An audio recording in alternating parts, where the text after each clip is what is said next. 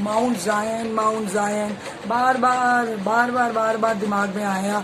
एक मुस्लिम लड़की से मैंने पूछा कि तुझे क्या लगता है ये जो जायनिस्ट जूज हैं, ये जायन वर्ड कहाँ से आया है? क्योंकि बाइबल में भी पढ़ते हैं जायन जायन जायन जायन, और बाबा जी ने भी बोला जायन, योगानंदा जी ने बोला गॉड ऑफ जायन, ठीक है। और फिर बाबा जी ने बार बार बताया सिनाए सिनाए सिनाए।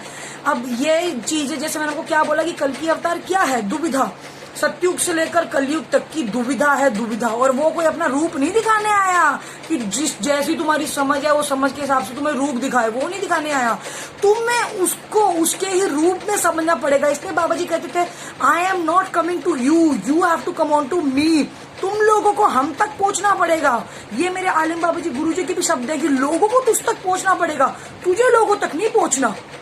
फिर भी हम क्लूज देते हैं, हम भी लोग तक पहुंच रहे, क्योंकि लोग हमें कहाँ मानेंगे, कहाँ जानेंगे भाई। पहला स्टेप तो हम ही उठाते ना लोगों की तरफ पहुंच के। लोग कहाँ से जान लेंगे, मान लेंगे हमको? उसके बाद वो हमारे तक रहते हैं कि नहीं, और 100% तो भाग ही जाते हैं, ठीक है। तो मैं आपको आज एक बात बताऊं, जायन की जो मैंने आपको बात बताई, जायन जायन जायन, वो लड़की से मैंने पूछा कि भाई ये जो जायन है ये क्या है? ये माउंटेन है? कहती है पॉलिटिकल आइडियोलॉजी है। जो जायनिस्ट जूज होते हैं ये जायनिज्म में बिलीव करते हैं। मुझे कुछ गड़बड़ लग रही थी। मैंने कहा यार ये वो बात नहीं है कि जायन जायन ये जो बोल रही है ये वो हो। आज इतने समय बाद किसी ने मुझे एक वीडियो दिया और वो चीज सील हो गई। क्योंकि मैंने आपको क्या बताया, जैसे मैं आपको तमिलियंस के बारे में बताया कि सील हो जाती है, सारी चीजें इतने समय से पता थी, बट फाइनली अब उनका एक माला में पिरो के उनका अर्थ आ गया कि ये इसका अर्थ है कि ये ब्राह्मण, हमें इल्यूमिनाटी से खाली नहीं लड़ना था। सारे स्क्रिप्चर्स में जो उल्टी सीधी स्टोरीज है, गणेश को मूलाधार चक्र जैसा शेप दे दिया कि भाई परशुराम ने मार दिया, सॉरी शिव जी ने गणेश का गला काट दिया, ये सब फालतू स्टोरीज हैं जो ब्राह्मणों ने डाल रखी है आपके स्क्रिप्चर्स में। इनका अर्थ है ही नहीं, और असली जो है वो मेरे गुरु ने मुझे दिया है, मेरे अंदर आया।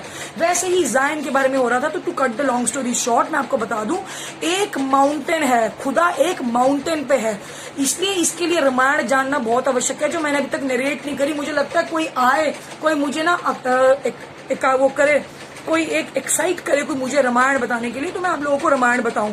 तो एक्चुअली है क्या कि एक राम जी को, बस आप ये सोचो कि जो कुर्बानी की स्टोरी है, ये लोग ग्रहों को पूजते थे और ग्रहों की शक्ल थी एनिमल। जैसे आपका जो सनसाइन है टॉरस का कोई और सनसाइन, लियो का शेर वाला सनसाइन, तुला का कोई और, जितने आपके सनसाइंस हैं हॉरोस्कोप में एस्ट्रोलॉजिकल, इनके फेसेस हैं। इनके फेसेस कहां से है? क्योंकि जितने जो एंजल्स हैं उनकी गैलेक्सीज है, गैलेक्सीज। और गैलेक्सीज को एंशियंट्स ने क्या किया, किसी न किसी गैलेक्सीज की शेप बना ली। जैसे जो रोहिणी नक्षत्र है, कृष्ण का, कृष्ण जब रोहिणी नक्षत्र से आया तो वो नक्षत्र की जो रचना है वो एक शेर के साथ में है। इन्होंने शेर का फेस बना के रोहिणी नक्षत्र को दे दिया, उसको बोल दिया लियो, ठीक है। तो हर एक नक्षत्र जिसका जो ओनर है वो एक ऋषि है, ऋषि। एंजल्स उस गैलेक्सीज को ओन करते हैं, उनकी शक्ल है, उनकी शक्ल से एनिमल्स के सिंबल आना शुरू हो गए।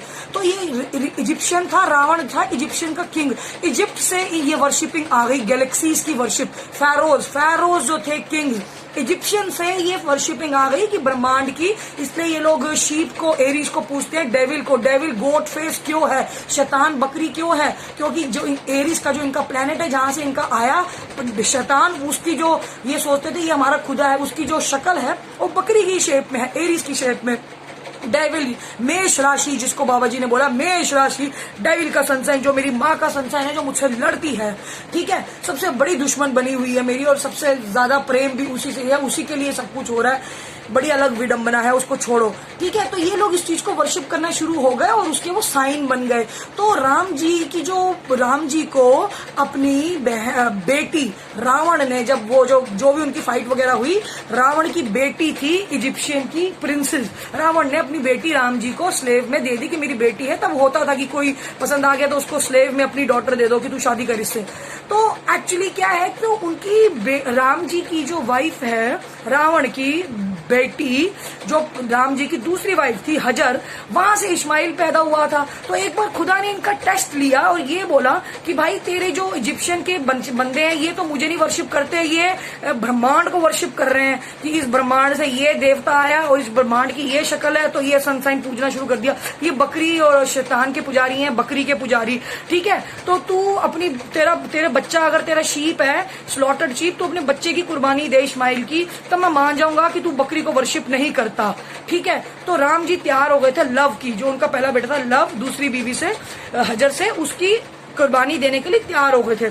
तो फिर अल्लाह ने ये बोला कि चल ठीक है, तुम टेस्ट में पास हो गया, मैंने एक बकरी रखी है, तेरा बेटा बच गया, अब तू इस बकरी का स्लॉटर कर दे, इसकी कुर्बानी दे दे। और वहीं से कुर्बानी आई। कुर्बानी जो ये मुस्लिम देते हैं, बाबा जी ने बताया, क्योंकि इंसान जो था वो जानवरों को पूजना शुरू हो गया था।